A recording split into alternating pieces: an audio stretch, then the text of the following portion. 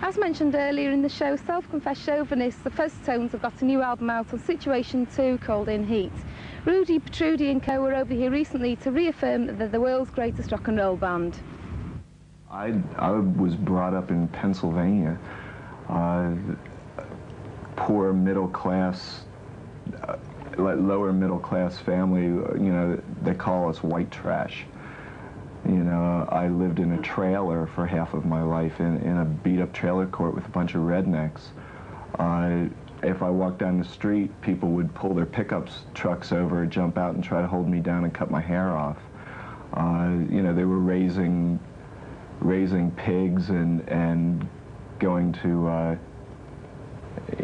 tractor pulls and stuff on the weekends. You know, that's the way I was brought up.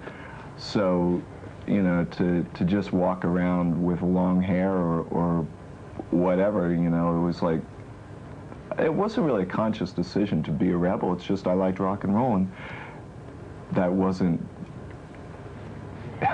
accepted, you know.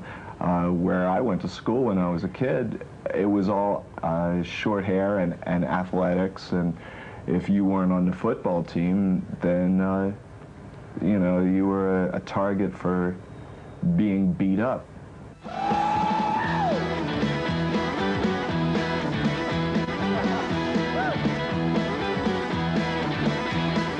Fuzztones have got a reputation for attracting a lot of sort of enthusiastic female fans.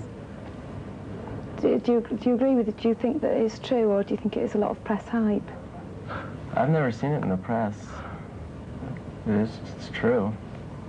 We've worked real hard for that part of it. We figured if we're going to go on tour, travel and play every night, we should at least have an audience that are pleasing to look at. Well, you once said that without the groupies, you'd go crazy. You would. Well, it's kind of hard touring. What would you do? You know, every night for months on end, it's a little difficult. You know, you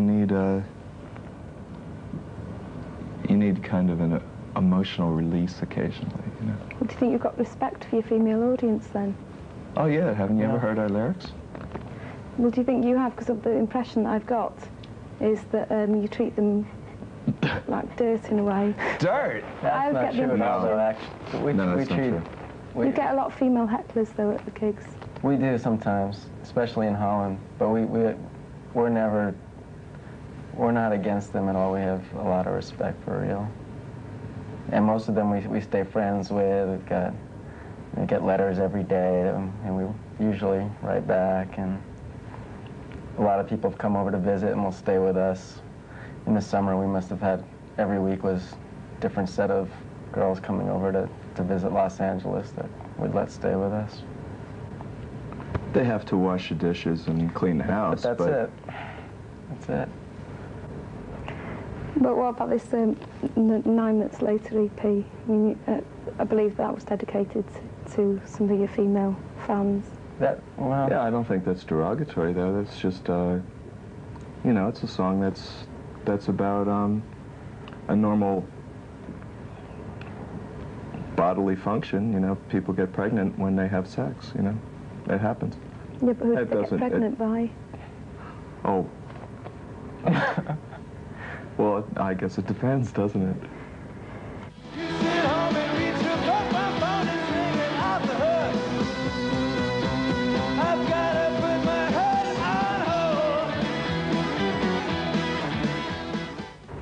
It's after the shows where we've had the most violence, with jealous boyfriends and broken windows. Yeah, actually, though, I think it's our audience who suffers the most. I mean, I can remember a couple times, even here once, we played at Dingwalls. I remember once at Dingwalls, this would be so funny if the girl's watching. This is several years ago.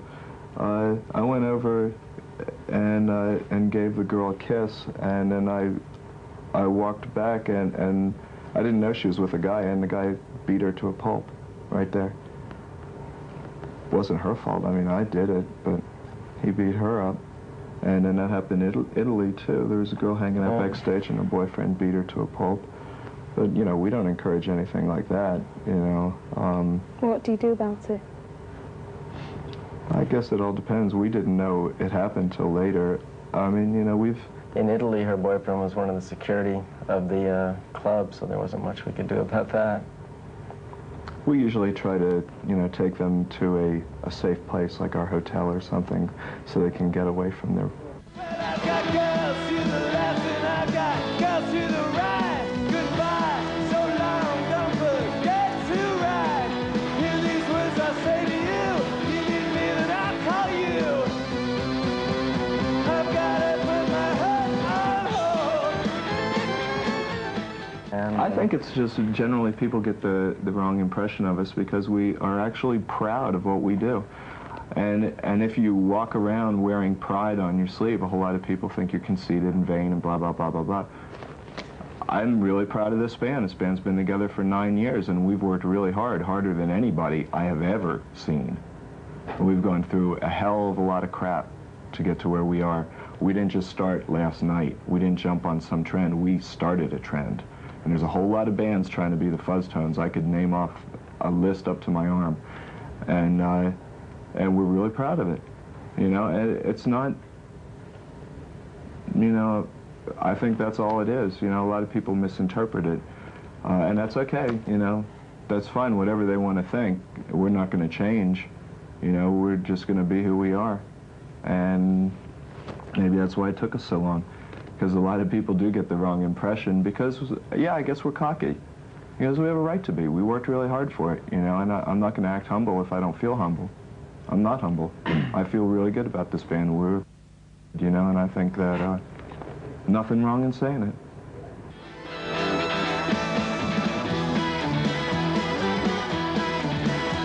But now you're coming back again.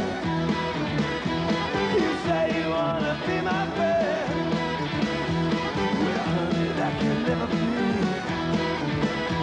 'Cause you said you would flew with me, yeah.